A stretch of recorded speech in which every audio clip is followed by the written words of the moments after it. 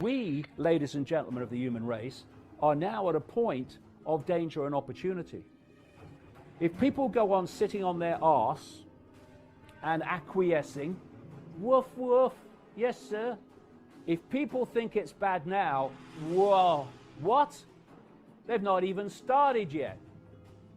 And I've been saying in the last 30 years to people who've laughed in my face, you go and look at your children and your grandchildren in the eye, and you justify to them you doing nothing. Because if you think it's bad for you, just have some imagination and see the world of total, utter control, dystopia, that your children and your grandchildren are going to live in.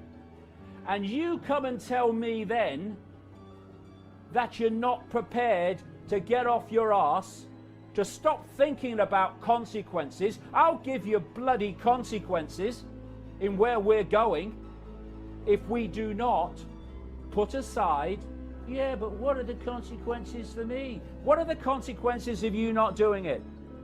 We have to stop acquiescing to this cult. We are at a pivotal point in the history of the human race, literally. Because there will be no human race as we know it if we don't get our asses in gear now, worldwide.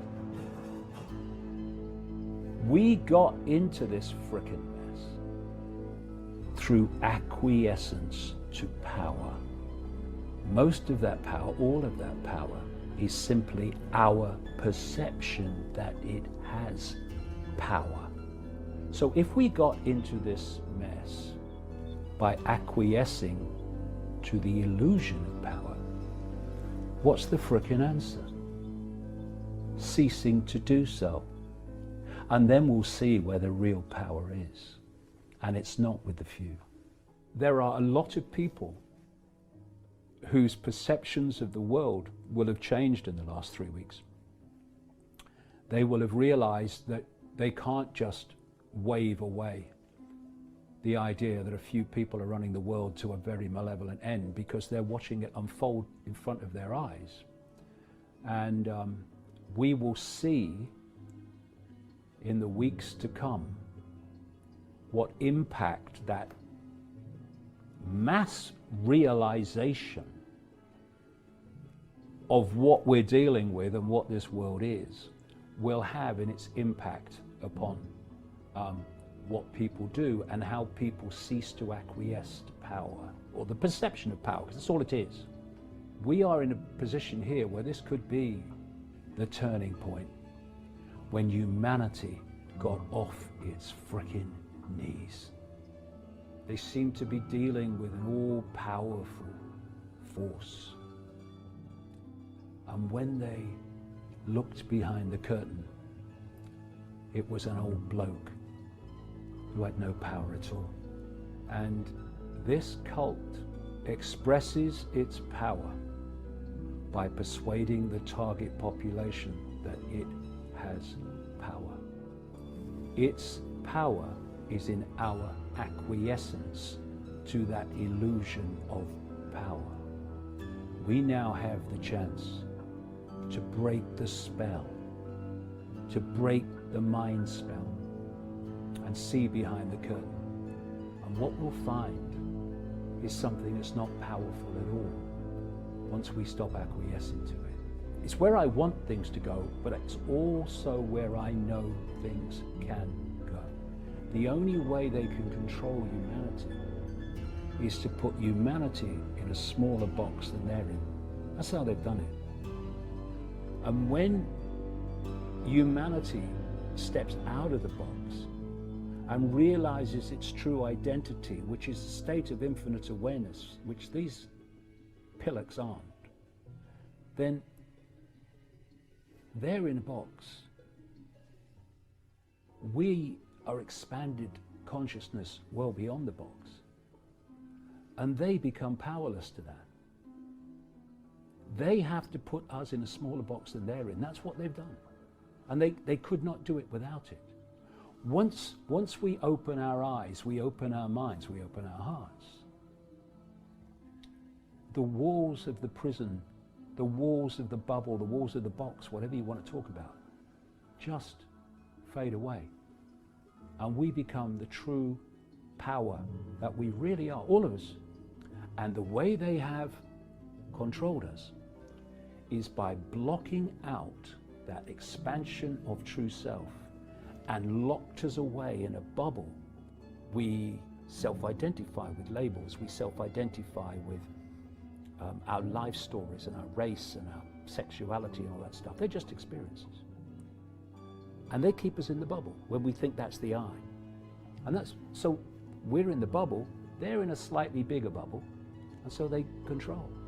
When we realize the true nature of what we are, which is consciousness, eternal, exploring forever consciousness, having a brief experience called human, and we tap into that infinite creativity, power, and open our hearts. And when you open your heart, it's not just to love, not I love you, darling, saw you down the disco love. I mean real love in its infinite, unconditional sense. What you're doing is you're tapping in to a level of consciousness that does not have something which is the very foundation of human control. It does not have fear. So, I am a unique expression of all that is, has been, and ever can be. I will go on exploring forever, forever. This is just a brief experience. What is there to fear? Nothing. And when you lose fear, you do what you know to be right without asking the question, which is fear asking the question. This is what I know I need to do, but what are the consequences for me? It's asking about the consequences, which is fear asking the question, that leads to people not doing what they know to be right. Once you open that and you go beyond fear, then you don't ask about consequences. You just do what you know to be right. And you know something? This cult is terrified of that. It's terrified of fearless people because fear is its currency of control. And if people are not fearful, it has lost its currency of control. And that's why I have more power than they have. Because you know something? They are consumed by fear. And their biggest fear, because it's over then, is humanity awakening to what the frickin' hell is really going on and who is really in control. They can only control by their target population being in ignorance of that. Once we realize their game is over, put aside fear, stop asking about consequences, and you will see where the real power is. Do what you feel to be right. Do what you know to be right. And you will make a unique contribution, because that's what you are, unique contribution to getting out of this. But acquiescence is not an option, because acquiescence is how we got here. We can disagree on the way we see the world and be in perfect harmony with each other, because no matter what our labels and the divisions and the fault lines that are used to divide us, this cult has every single one of us in its gun sight. Can you not see that now? Hindus are locked down, Christians are locked down, Jews are locked down. Hello?